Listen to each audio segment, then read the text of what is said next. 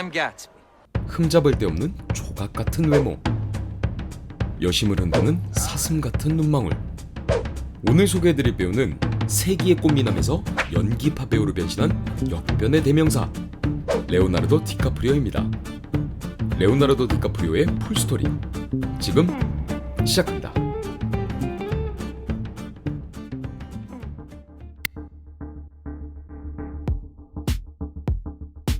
이름 레오나르도 디카프리오. 1974년 11월 11일 미국 LA에서 태어났습니다.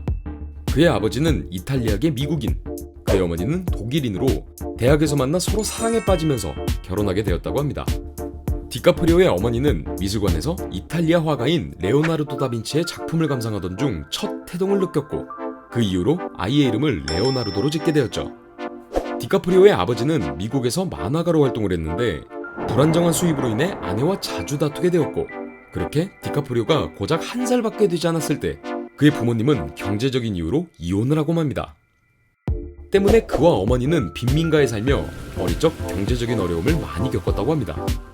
레오나르도 디카프리오는 어렸을 때 천방지축 말썽꾸러기였다고 하는데, 그가 얼마나 말썽쟁이였냐면 1979년 디카프리오가 5살 때 룸퍼룸이라는 어린이 교육용 TV쇼에 출연할 예정이었으나 너무 유별나게 시끄럽고 말을 안 들어 촬영 시작도 전에 쫓겨났었다고 합니다.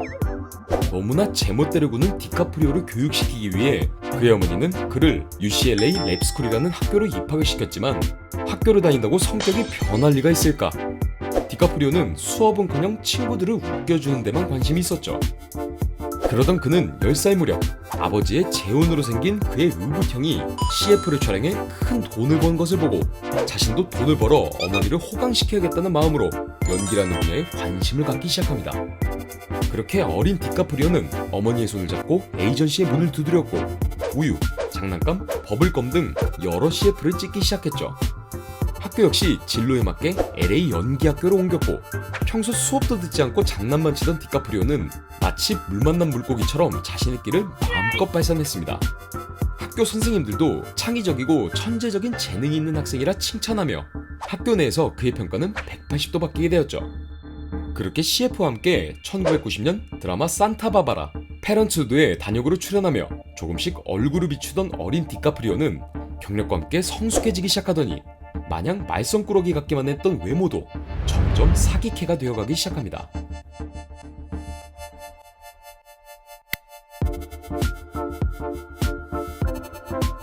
그렇게 점점 사기캐로 진화하던 레오나르도 디카프리오는 1991년 영화 크리터스 3를 시작으로 본격적으로 영화배우로 활동을 시작합니다. 그리고 1993년 영화 이 소년의 삶의 오디션에서 400여 명의 또래 아역 배우들을 제치고 당당히 주연에 캐스팅되어 명배우 로버트 드니로와 호흡을 맞추게 되었죠. 이 작품을 통해 디카프리오는 로버트 드니로를 압도했다는 평론을 받기도 하며 세간의 주목을 받게 됩니다. 그리고 같은 해 영화 길버트 그레이프에서는 지적장애자 역을 열연하며 실제로 정신지체를 앓고 있는 것이 아니냐는 오해를 불러일으킬 만큼 엄청난 연기를 보여주었죠. 이 두 작품을 통해 그는 고작 18살의 나이에 각종 영화제의 신인상을 휩쓸었고 아카데미와 골든글러브에서 나무조연상에 노미네이트되는 영광을 얻게 됩니다. 그렇게 라이징 스타로 떠오르던 디카프리오는 1995년 퀵앤데드, 바스켓볼 다이어리, 토탈 이클립스에 연달아 출연하며 주연 배우로 입지를 다져갑니다.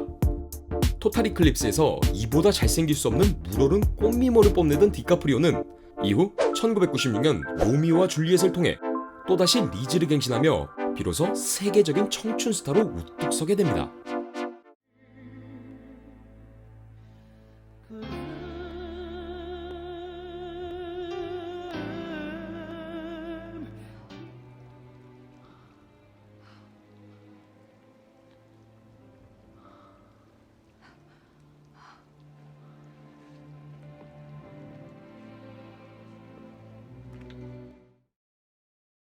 이 영화는 셰익스피어의 비극 로미오와 줄리엣을 90년대식으로 재해석한 영화로 감독이 영상미에 공들였다는 걸 물씬 느낄 수 있는 작품입니다.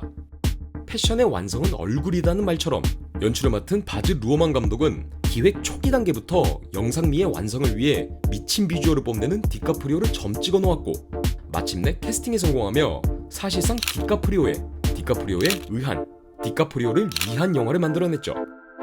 반항적인 로미오를 매력적으로 연기한 디카프리오는 이 영화를 통해 전 세계 수많은 여성 팬들을 탈우주급 미모로 매료시키며 베를린 국제영화제에서 나무주연상 수상과 함께 세계 최고의 청춘 스타로 우뚝 서게 됩니다.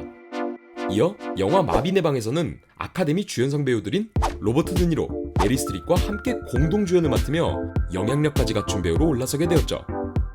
이젠 시나리오를 직접 고를 수 있는 위치가 됐지만 정작 그에게 오퍼가 들어오는 역할은 연기력이 아닌 빛나는 외모를 원하는 뻔한 로맨스들 뿐이었고 차기작 결정에 고심하던 중 한 영화의 오퍼를 받게 됩니다. 그 영화는 바로 타이타닉. 하지만 디카프리오는 가난한 화가와 상류층 여성의 비극적인 사랑 이야기에 흥미를 느끼지 못해 영화를 거절했고 마침 투자자들 또한 매튜 맥커너이를 점찍으며 그렇게 캐스팅이 무산되는 듯 했습니다.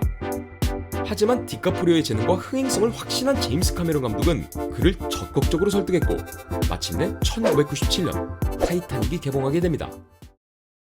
Jack Dawson. Hello. Fabrizio. Hi. To make any money with your drawings? To the likes of her. Hello, Jack. I changed my mind. Open your eyes.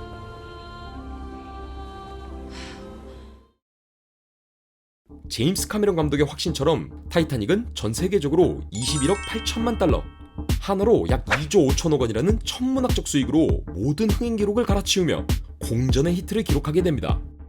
이 기록은 2009년 영화 아바타가 개봉할 때까지 무려 12년 동안 깨지지 않았죠. 이 엄청난 흥행으로 23살의 디카프리오는 런닝 개런티 등을 포함해 타이타닉 한 편으로만 500억을 벌어들였고 전 세계 여성 팬들을 디카프리오 신드롬에 빠뜨리며 세계 최고의 톱스타, 꽃미남의 아이콘이 됩니다.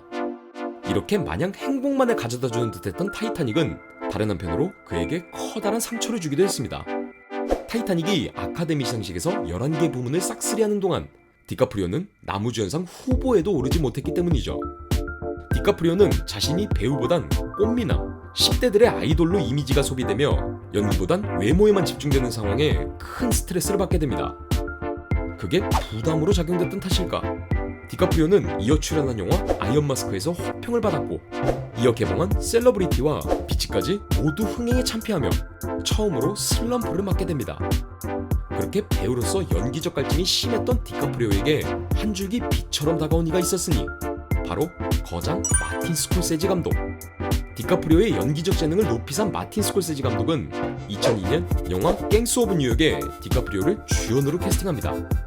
디카프리오는 갱스 오브 뉴욕에서 연기의 신 다니엘 데이 루이스와 함께 훌륭한 연기를 보여주었고 많은 비평가들을 놀라게 하며 자신이 더 이상 하이틴 스타가 아닌 배우라는 것을 비평가와 대중들에게 확실하게 각인시키게 됩니다.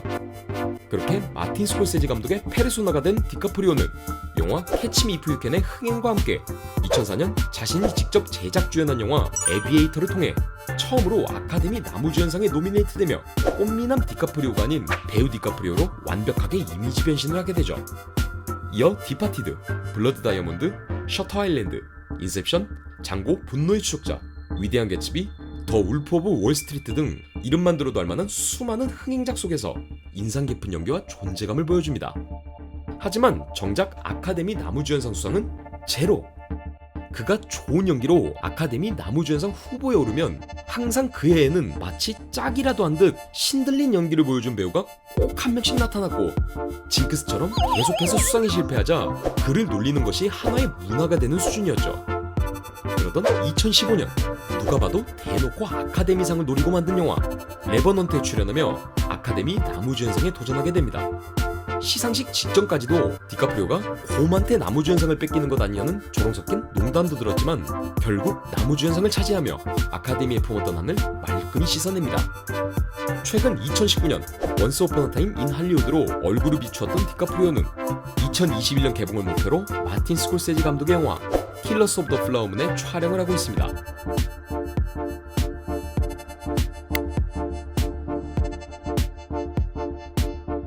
레오나르도 디카프리오가 배우로서 가진 장점을 말씀드리자면 배우로서의 진정성 있는 연기관과 인간의 본성을 담는 듯한 깊이 있는 표현력을 꼽고 싶습니다. 역사에 남을 만큼 잘생긴 꽃미남 슈퍼스타. 그의 리즈 시절 탈우주급 외모에 시선을 너무 빼앗기다 보니 잘 보이지 않았지만 그는 어릴 때부터 안정적이고 좋은 연기를 꾸준히 보여주었습니다. 그가 날마다 리즈를 갱신하던 시절에도 외모를 무기 삼은 꽃미남 주인공보다는 지적장애 하나, 마약에 중독된 청소년, 천재 시인 등을 연기하며 필모그래피를 쌓아왔죠. 더욱이 23살의 나이로 97년 당시 벌어들인 수입만 500억 이상. 말 그대로 부와 명예를 다 갖춰 그냥 자기 관리만 하며 가만히 있어도 스타로 남을 수 있는 그였지만 스타라는 타이틀에 연연하기는커녕 외모 따위는 1도 관심 없다는 듯 연기에만 올인하며 배우로서의 행보를 걸어갑니다. 타이타닉으로 슈퍼스타가 된 직후 블록버스터인 스타워즈에서 주인공 역할을 제의받았지만 바로 거절. 그 외에도 배트맨, 스파이더맨 등 어찌 보면 흥행이 보증되어 있는 작품들 또한 모조리 제의를 거절합니다. 블록버스터, 스타라는 타이틀과 일부러라도 거리를 두는 듯한 그의 행보는 그가 배우로서 명확한 직업관과 연기관을 가졌다는 것을 반증함과 동시에 연기적 자부심이 굉장히 크다는 것을 엿볼 수 있습니다. 쉽게 가질 수 없는 엄청난 인기와 부를 얻고서도 배우라는 직업을 위해 모든 타이틀을 내던지는 이러한 진정성 있는 그의 연기관이 그를 더욱 빛나게 해주지 않나 싶습니다. 디카프리오는 연기관뿐만 아니라 연기력 자체로도 감탄을 자아내게 만듭니다. 개인적으로 그의 연기를 보면서 가장 인상 깊었던 것이 바로 인간에 대한 고찰이 뛰어나다는 것인데, 디카프리오는 특히 극한 상황에 처한 인물들을 표현하는 데 큰 강점을 보여줍니다. 그는 기쁨과 슬픔, 두려움과 같은 감정들을 평면적으로 표현하기보다는 복합적이고 입체적으로 표현하는데, 에비에이터나 장고 분노의 추적자, 더 울프 오브 월스트리트, 레버넌트 같은 영화에서 이러한 느낌을 강하게 받을 수 있죠. 단순히 인물이나 캐릭터를 연기하는 수준을 넘어 누구나 감춰왔던 인간의 본성, 마치 성악설과 같은 철학적 이론을 연기로 표현하는 듯한 느낌까지 들게 합니다. 물론 다니엘 데이 루이스 같은 연기의 신과 비견할 수는 없겠지만 인간에 대한 고찰과 통찰력을 바탕으로 인간의 본성을 드러내는 연기만큼은 개인적으로 다른 배우들과 비교할 수 없을 만큼 뛰어나다고 생각합니다. 레오가 자신의 연기를 보여주려 일부러 얼굴을 망가뜨렸다는 루머가 있었을 만큼 엄청난 외모 역변으로 한때 세계의 수많은 여성 팬들을 경악하게 만들었지만, 이제 그는 외모가 아닌 연기력으로 전 세계 영화 팬들의 사랑을 한몸에 받고 있습니다. 역사에 남을 외모를 가졌지만 이젠 연기로 역사를 쓰고 있는 천상 배우 레오나르도 디카프리오. 그가 앞으로 보여줄 작품 속 인물들이 너무나 기대됩니다.